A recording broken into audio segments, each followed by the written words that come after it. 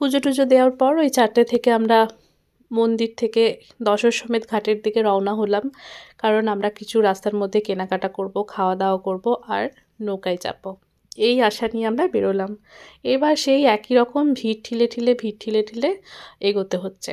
তখনও পর্যন্ত দেখছি যে রাস্তায় 4টে বাজছে, তখনও পর্যন্ত দেখছি যে রাস্তায় এখনও পর্যন্ত সেই দশাশ্বমেধ ঘাট পর্যন্ত লাইনটা কিন্তু একদম অক্ষুণ্ণ, অতটাই লাইন কিন্তু আছে। এখন আমরা এইদিক ওইদিক করে একটু চেষ্টা করছিলাম যে একটু ভাত খাবো, কিছু মানুষ চেষ্টা করছে কচুরি খাবে। এই করতে গিয়ে 2 দলেরই কারোর কোনো কিছু খাওয়াই হলো না।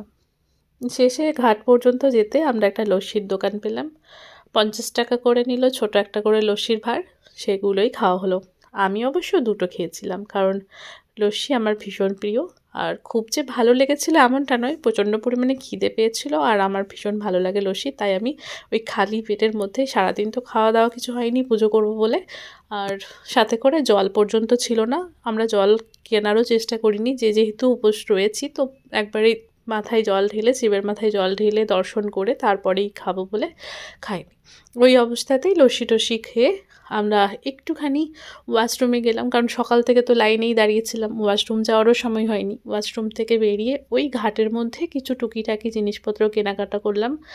ওই যে কাছের মানুষদের জন্য কিছু নিয়ে আসতে হবে, সবার জন্য পাট পাট করে আলাদা আলাদা করে কেনা হয়নি, তবে কিছু জিনিস এভাবে কেনা হয়েছিল যে দেওয়া যাবে সবাইকে এরকমভাবে, তো সেভাবেই টুকিটাকি জিনিস কেনাকাটা করে তারপর দেখলাম এই সমস্ত জিনিসপত্র আবার ক্যারি করা যাবে না, কারণ অত বড় বড় ব্যাগ কেউ নিয়ে যায়নি ক্যারি করবে বলে, শুধু ওই সাইড ব্যাগ কতটুকু আর ধরবে সেগুলোতে। এর মধ্যে জলের বোতল কেনা হয়ে গেছে সবার, এখন সবার ব্যাগও ভারী হয়ে গেছে, তাই ঘাটের মধ্যে একজন ব্যাগ বিক্রি করছিল, একটা দিদির কাছ থেকে একটা ব্যাগ কেনা হলো, সেটার মধ্যে সমস্ত জিনিস ভরে ওর হাত দিয়ে ব্যাগগুলো আসলো আর কি। এরপর শুরু হলো ঘাটের পরিদর্শন। ঘাটে গিয়ে কী যে শান্তি লাগছিল সে আর ভাষায় প্রকাশ করা যাবে না। মনে হচ্ছিল সারাদিন লাইন দাঁড়িয়ে দর্শন করে যে পরিমাণ ক্লান্ত মানুষ হয়ে যায়, ওই ঘাটে এসে যে ঠান্ডা হাওয়াটা গায়ের মধ্যে লাগছে, আর তার আগে পেটে তো একটু ঠান্ডা ঠান্ডা লস্যিও পড়েছিল, পেটও ঠান্ডা আর ওই হাওয়া দিয়ে মনও ঠান্ডা। যাকে যাকে ফোন করার ছিল ওখান দিয়ে ফোন করে একটু ঘাট পরিদর্শন করিয়ে ভিডিও কলে আর কি, তো সমস্ত কিছু ওইসব করে তারপরে শুরু হলো নৌকায় চাপার, নৌকা ভ্রমণের জন্য তোড়জোড়। নৌকা বুকিং করার জন্য আমরা গেলাম। এবার পার্সোনাল নৌকা, কারোর সাথে শেয়ার করে নৌকা, বড় নৌকা, ছোট নৌকা, এরকম নানান রকম নানান রেঞ্জের মধ্যে রয়েছে। আগের দিন আমি একটা কথা শুনেছিলাম, হোটেল বুক করার সময় একজন দাদা, মানে যেই হোটেলটায় আমরা ছিলাম তার মালিক, ওনার আর কি, উনি কিছু একটা বলল আমায়। কী বলল সেটা হচ্ছে যে আমি তাকে ভাইয়া ডেকেছিলাম, অনেক বয়স্ক, অ্যাকচুয়ালি আমাদের জেঠু হবে সম্পর্কে এরকম বয়সের মানুষ।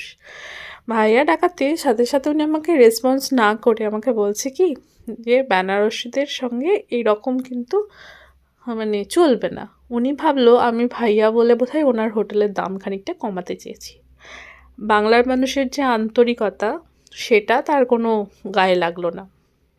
উনি বলল বেনারসিদেরকে এইসব করে লাভ হবে না। ভালো কথা, এই কথাটা আমি বেনারস থেকে ঘুরে চলে এসেছি, কয়েকদিন হয়ে গেছে, এখন আমি ভুলতে পারিনি। আশা করছি আমি সারা জীবনেও এই কথাটা ভুলতে পারবো না, যে মানুষের ভালোবাসার দাম না দিয়ে কী বলে ব্যবসাটাকেই প্রাধান্য দেওয়া হয় বা নিজেদেরকে বিশাল চালাক মনে করে। যাই হোক, এখন ঘাটে গিয়েও ওই একই কথা আমার মনে হয়েছে যে 200 টাকা, 300 টাকা, 400 টাকা, মানে আমরা যখন লস্যি খাচ্ছিলাম তখনই একজন বলল যে 400 টাকা করে নেবে ঘাটে ঘোরাতে।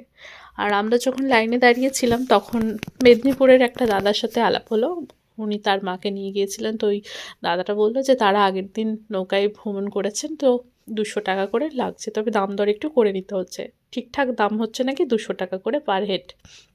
যেহেতু আমরা অনেকগুলো মানুষ ছিলাম তাই ভাবলাম যে হয়তো ওই টাকার মধ্যেই ছোট নৌকা বা যে কটা আমাদের লাগবে সিট সেগুলো হয়ে যাবে, তাই অন্যদের সাথেও একটু চেষ্টা করছিলাম যে ওভাবেই ঘোরাফেরা করে নেব কি না, তো হলো না। এরপরে আমরা 150 টাকা জনপ্রতি একজনের সাথে কথা হয়েছিল, আরও কয়েকজন আমাদের টিমের মধ্যে খবর নিয়ে জানতে পারে 100 টাকা করেও নিয়ে যাবে, ঠিক আছে, কিন্তু শেষমেশ আর তাকে খুঁজে পাওয়া যায়নি। আমরা 150 টাকার পার হেডেই চেপেছিলাম। এখন কি হয়েছে, যখন আমরা 150 টাকায় চেপেছি তখন না ঘাট কমিয়ে দিয়েছে। এই কথা তো ওঠার সময় বলেনি।